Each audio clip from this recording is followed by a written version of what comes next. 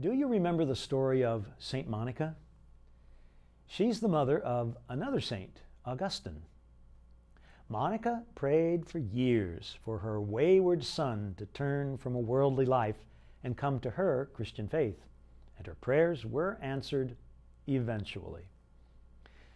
Monica is a saintly example of today's gospel parable. There, a widow badgers a judge to give her justice against an adversary.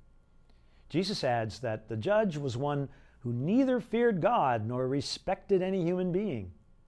And despite this lack of fairness, in the end, the judge breaks down and grants the widow's request.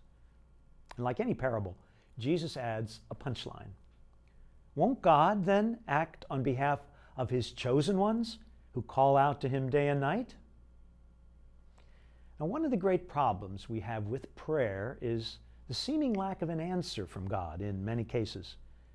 Now, it's a problem greater than our time here allows, but I believe that our gospel text today does offer some hints on how to enter into the dilemma of God's apparent silence in response to our prayers. First, its message is pray always without becoming weary.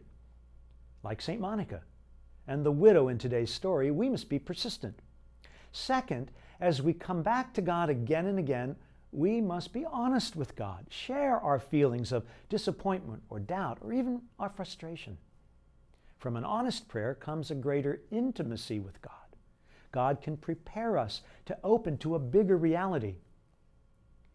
One woman I spoke with who had suffered a great loss said that for her, prayer was like looking through a keyhole.